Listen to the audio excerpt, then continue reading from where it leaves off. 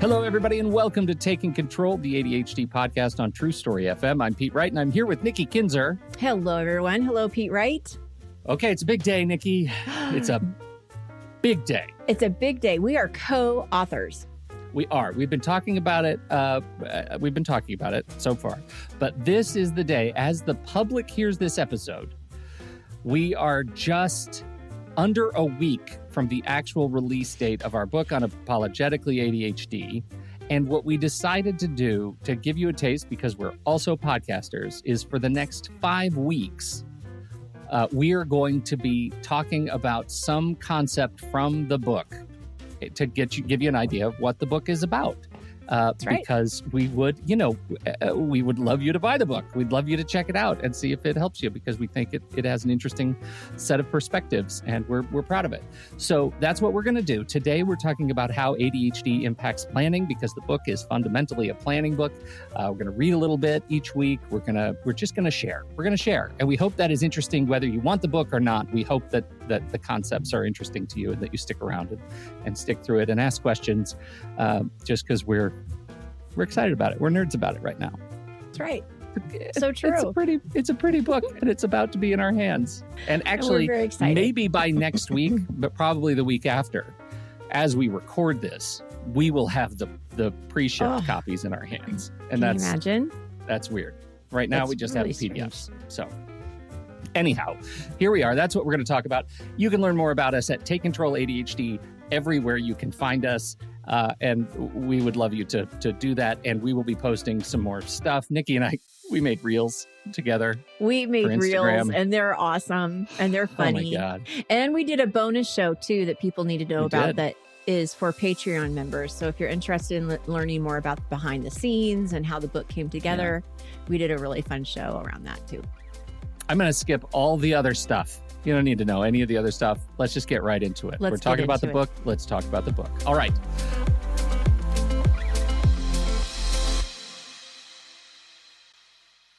Unapologetically ADHD, a step-by-step framework for everyday planning on your terms. Today, how ADHD impacts planning. Nikki, how would you like to open our 5-week conversation? The Olympic Games, extended Olympic Games of ADHD books. Well, you know what? We start with really the first section of the book, right? We're going to, the next 5 episodes are going to be in the order of the book. And we start with how ADHD impacts planning, because it's really important to have a better understanding of why planning is such a challenge for those with ADHD. And I want to do a little bit more of a deep dive definition of what we mean by planning, specifically towards the book, because planning could be anything. It could be planning your day, your week, your life, your birthday party. I mean, it can be, right? It can be so many different things. Right. Specifically for this book, we are talking about planning for your day and your week. And then we do talk a little bit at the very end about long-term planning. But we only go to quarterly goals, because this is not a book about your life in the sense of, what do I want to do with my life? Or what are my goals in 10 years from now? Like, that's not what we're really we're not paying attention to that piece. We're talking about the now, which maybe that's book 2. Yeah, maybe that's book 2. But most people that I know that live with ADHD, that is where they are. They're in the now, and that's what they have the most trouble with and is the most frustrating. So we are talking about time management, how you spend your time. Yes, there is some productivity things here, because when you are able to plan your week and have a better idea of what you need to do and plan that out on the calendar, of course, you're going to be more productive. But the book is not always it's not centered around just getting more done. We really want you to be thoughtful and intentional on what you're getting done and how you're spending your time, how you're organizing and prioritizing what's most important to you. Yeah. Yeah. What is it that made this focus on planning for ADHDers so important for ADHDers who already think they plan? I have found in my experience with my membership and working with one-on-one clients, and really the focus of my work for the last 2 to 3 years has been around planning. And what I found is that most people with ADHD do not plan like they have ADHD. They Okay, this is almost this is huge. This Why? is so big. Because it's almost like you want to deny the fact that your ADHD is disrupting your life. And so Mhm. what I'd like to do instead is I want to put these really high expectations on myself and think that I can get all of these things done in a day.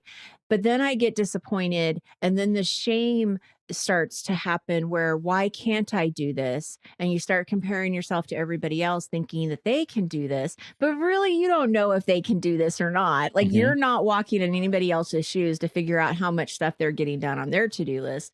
But it leads to such high expectations and such disappointment. And so when we don't look at our ADHD and say, okay, this is something we need to factor in, then you're always going to have this unrealistic expectation that you're never going to meet. And if you do, even one day, then you're going to look at that one day and think, well, I did it that one day. Why can't I do it every day? Yes. It's just never going to serve you.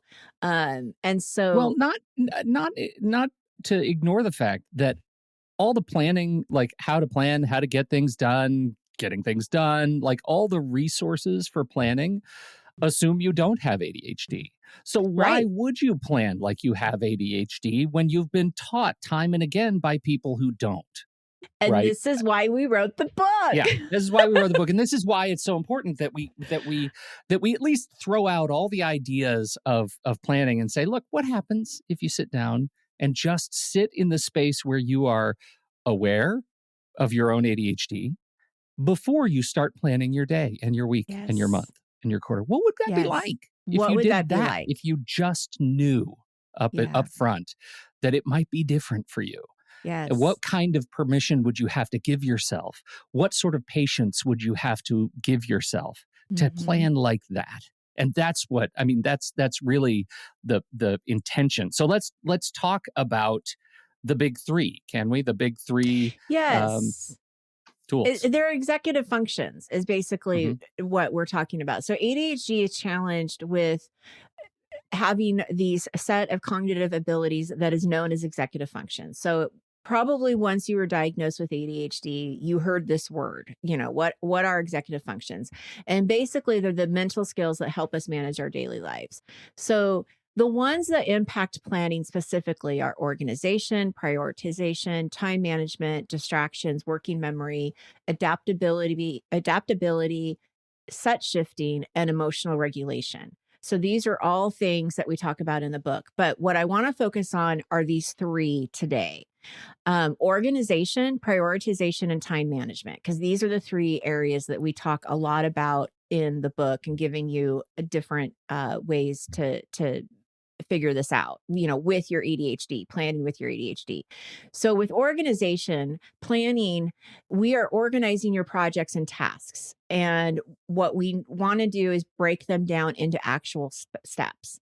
This is difficult to do when you're not clear about how you want to organize your projects or tasks. If you're not clear on how to break down projects, if you get really overwhelmed or you're looking at everything as a whole and not individually, all of this can be really difficult. When you don't have a trusted calendar or a task manager, and we call this a work box in the book because we use our own different kind of terminology because that's what Pete and I do. Uh, and as Pete has said, your calendar is telling you where you need to be, and your task manager is telling you what you need to do. But it's really hard to trust either one of them if everything is everywhere and you don't have a system or a way to work with these tools, right? So, this is a big part of what we're talking about in the book. And then prioritization is so difficult for the ADHD mind to figure out what needs to be done today because everything feels urgent. You feel like you're always behind, everything is late. even if that's not true, it's the feeling, and emotions are running high, right? When you're looking at these lists, overwhelm kicks in, nothing gets done, all that shame spiral hits. There's a lot of should have, could have's that just keep going on in your mind. So in the book, we're going to help you figure out how to prioritize. Time management. Okay, that's such a big word, right? Like, Mm-hmm. and notice that in our titles, we don't talk about time management. We don't really use time management as a selling point. We will talk next week more about the ADHD time zone, which is why it's so important for you to think about your ADHD when you plan, because your perceptions of time are off. Right. So if you're planning like you don't have ADHD, it's very difficult to plan because you're going to be completely off. Things are going to take longer than you expect. Some things are going to take less time than what you expect. A whole day feels like a long time, but it goes by really fast. So there's a lot of things in that area that we have to explore. So when you take these three executive functions and others that we explain in the book, you can start to see why, oh, this is difficult for my ADHD mind. No wonder I hate doing it. No wonder I do it once and then not want to do it again, because these are very, hard things to do. Yeah, they're incredibly hard, and I think so much of this, you open this with executive function. So much of this is because of the tricks that we play on ourselves, and this is where I wanted to do a reading. Is that okay? Please. Yes. I don't know. This might be too long, too short. I don't know. I'm just going to go with it, and we'll see. This is from the book. It's from the book, and it opens. It's from one of my sections early in the book, and it opens with me talking to Jordan. Jordan is my friend who has ADHD, my friend who does not exist, but I just needed someone to talk to in my part of the book, and so Jordan exists, and I hope eventually you see some of yourself in Jordan. But Pete, you're saying you haven't once said executive function. I know, Jordan, and that's a terrific segue. See, our ADHD is marked by wildly inconsistent performance, in no small part because our executive functioning dial has been busted right off our neurological console. That means we get to have days where we are outstanding, days that are written about by bards and told to our children's children. We also have days that are marked by such standards as barely getting out of bed, that conditions us to set expectations of high performance, believing we can do anything anytime we set out to do it, and only meeting those standards some of the time. Intermittent reinforcement drives us batty, giving us the benefit of visions of success fractured into pieces by disappointment. The result is self-image of someone capable of doing hard things if only we could work hard enough to do it this time, the same time we did it last time. The other switch on our executive function console that's all busted up is the chaos control function. Because we feel out of control so often, our drive to regain it, to find order in disorder, can fuel perfectionistic tendencies. We have to watch that, Jordan, because if you're anything like me, when I push on that control function, I can become downright disagreeable. Accidentally cultivating an atmosphere of contention in an effort to control chaos gets in the way of building relationships of trust and respect with others, and no one wants to solve hard problems with a jerk. I've been a jerk before. I'm sure I'll be a jerk again. I don't like myself when I'm in that space. Being aware and talking about how I am feeling in a given situation with the people who matter to me helps to ground me and return me from the more maladaptive strivings of perfectionism. Rejection sensitivity is a non-trivial component of perfectionism. Ask yourself, how do you carry rejection? For me, it's heavy. The slightest criticism can become an extraordinary weight, dragging me into that dangerous territory of hyperfocus on the worst parts of my identity. This might normally be the part where I tell you that you should just change your mindset, right? Go ahead. Stop doing that thing, Jordan. Stop focusing on the bad stuff that brings you down. But I can't tell you that. Living with ADHD, we know that just telling ourselves to stop doing a thing because it's damaging to our psyche is a fool's game. You felt bad before, you'll feel bad again. No one feels good all the time. Such a downer, right? But you can't solve ADHD. You can't cure it. You can't skip with it through a field of sunflowers and butterflies. Anything that you try to do to hide from the fact that you have ADHD is a con, and that sucks. What if instead you were to rewire that relationship? What if you were to go to bed tonight with the thought in your head that you are in a partnership with your ADHD, that you are a coach working with a different part of you, a player that has different skills than you do? That part of you, the ADHD player inside you, brings talents that you wouldn't know how to harness on your own.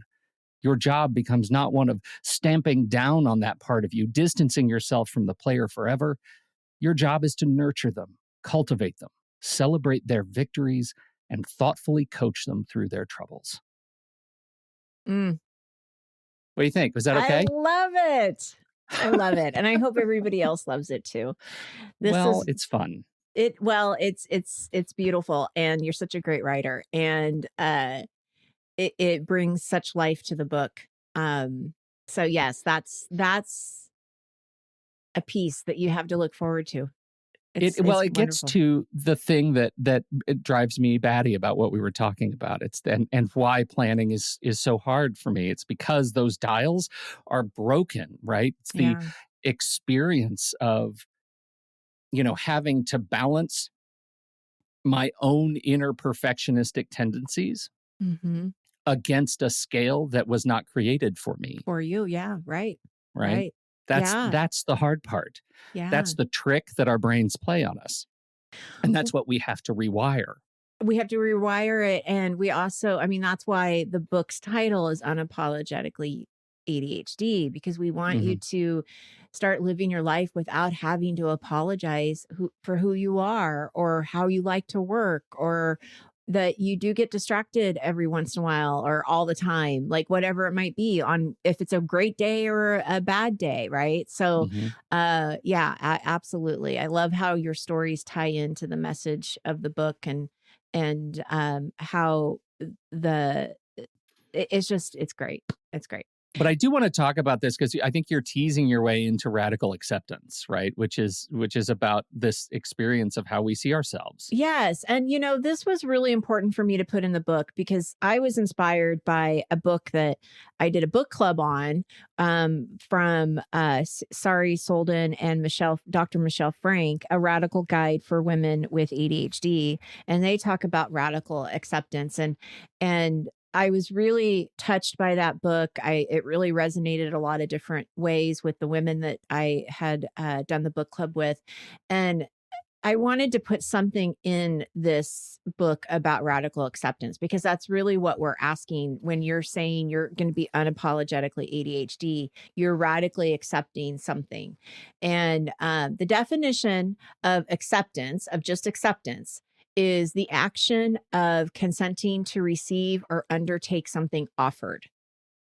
I don't love this definition. Right? Because I Yeah. don't think that many people with ADHD feel as they have consented to having ADHD. Like it wasn't a Yeah. choice, right? This wasn't Right. something that they said, yeah, sure, go ahead and give this to my brain. I like radical acceptance better because it means you let go of the need to control, judge, and wish things were different than they are. So it doesn't mean that you must like what's happening. It means you no longer resist something you cannot change. And it means to give yourself the same self compassion as you would someone you love. And that is so much of what you were talking about in your passage, Yeah. your essay too, is Yeah. that it's not resisting it. And Yeah. so, that's really, I just think such an important piece to sit on and think about. That's the mission, certainly, of our of us coming together to write the book Mhm. is that we hope that by the end, at least of this first section, you see yourself not as somebody who has to just constantly adjust and adapt to unpredictability of their brain, but somebody who um, accepts a reality, because once you accept the reality, you can move forward and make change. And Absolutely. it doesn't have to look like somebody else's reality. It really does not. And it teaches that And muscle, or builds that muscle around being flexible and being resilient on those days that ADHD shows up the loudest. yeah, And absolutely, it does those things. Now, next week, we're going to explore this ADHD time zone, what you need to know about your own habits in order to be a better planner. And that's going to give you quite a bit of insight. in the book, there's lots of different questions and exercises and things for you to do because you got to learn more about who you are. Yeah. Time does not equal time for the ADHDer. And No, we're it going to does talk not. all about that next week. Thank you, everybody, for hanging out with us and indulging us as we kind of explore what we've created. We're, again, we're really excited about it. We hope you will help extend and embrace that excitement. And you can find it at takecontroladhd.com/ADHD book. Should be easy to remember right there on the website. The release date is September 4th. So as this drops to the public, 6 days from now, on release day, and we've got more coming up. I've got links to. We do have a question about the other formats of the book. Is it available for pre-order as an ebook? I think they told us something about that, right? They did. So for retailers, they typically do not put that available until a week before the publishing date. So if you want the ebook, I would check like Amazon a week before September 4th. So as this goes live to the public, the ebook should be available. It should be available. Yeah, right. Yeah. Right. And hardcover ships September. Right now we're hearing it should be delivered on or about September 4th. Right. It is officially released September 4th. So right. Thank you all. Thank you all so much. Thanks for your time and your attention. TakeControladHD.com/ADHD book. That's it for us. On behalf of Nikki Kinzer, I'm Pete Wright. We'll see you next week right here on Taking Control, the ADHD podcast.